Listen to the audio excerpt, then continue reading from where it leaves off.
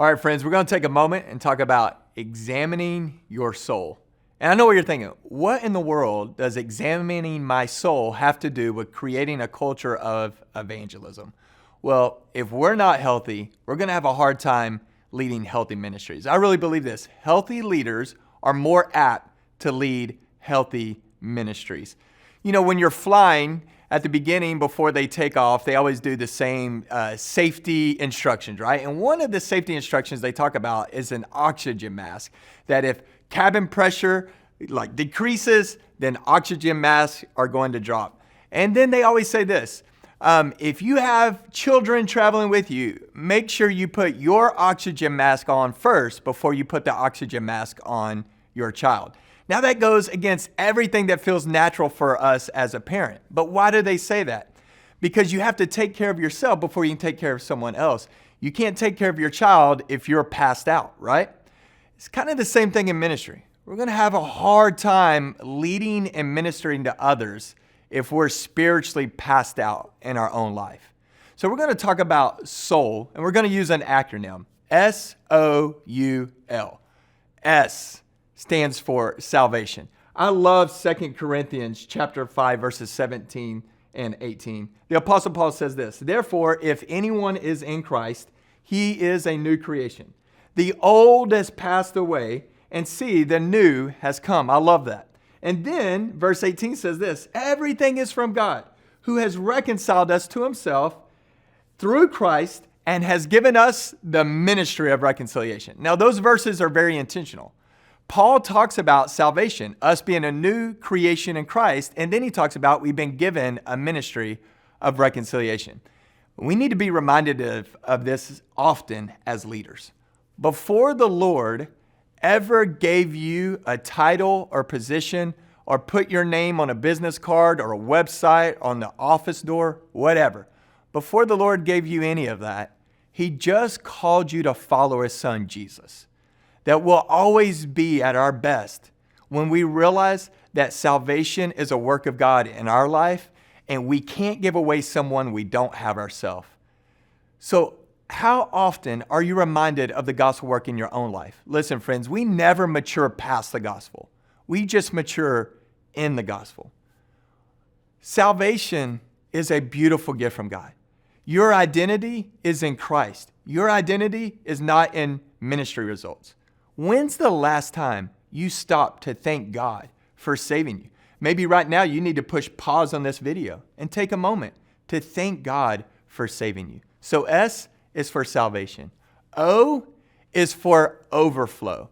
A lot of us, if we'd be honest, we're not leading and ministering from the overflow in our life. We're leading in ministry from the flow that's over. Meaning some of us, we're running on empty. We're running on fumes. And we're having a hard time ministering to others because we feel empty. If we be honest, so many of us, we're so busy feeding others that we never feed ourselves. It's almost like we're starving leaders.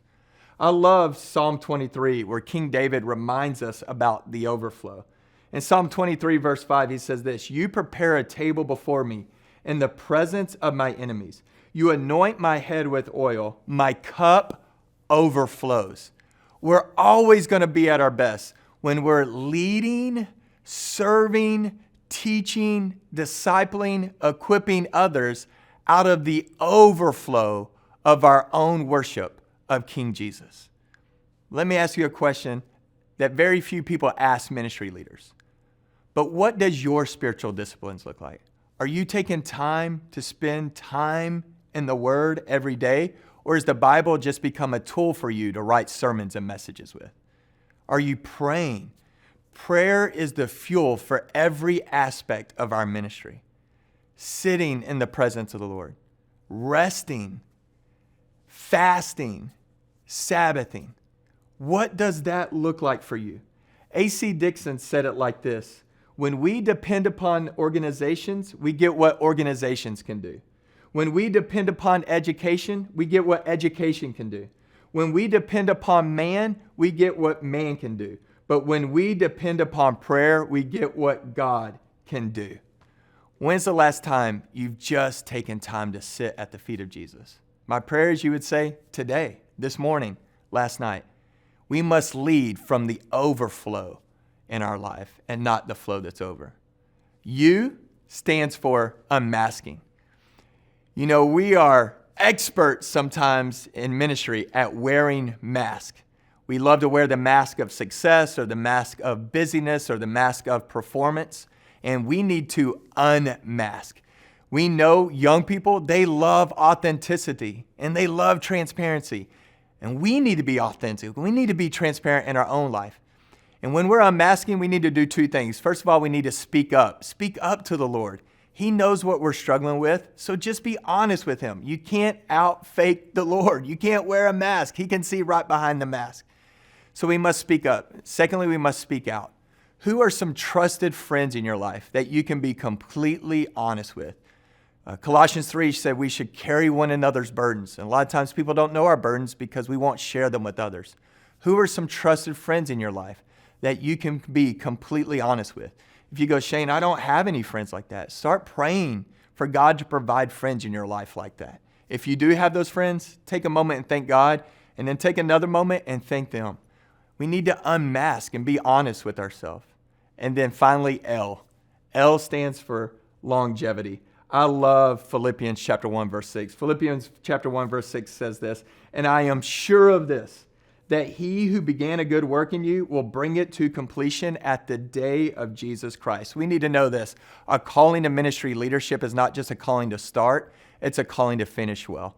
We all have seen cross-country meets where the gun goes off and somebody starts out way in front of everybody, but about a mile down the road, they're on the sidelines because they forget there's more to the race than just a mile. Ministry is not just a calling to start, it's a calling to finish well. And how do we finish well? Well, we got to run the race well. And how do we run the race well? Sitting at the feet of Jesus. It's okay to have a hobby and an outlet. You need to rest. I know in my own life, when I'm spending time with the Lord and spending time exercising, it affects every aspect of my life. But the moment I don't do either one of those, it also affects every aspect of my life. A wise man once told me this, Shane, you don't focus on the width and platform of your ministry. You focus on the depth of it. Because if you focus on the depth, the Lord will take care of the width and platform. So I want to ask you this. Are you focusing on the depth of your ministry? How is your soul? Because healthy leaders are more apt to lead healthy ministries.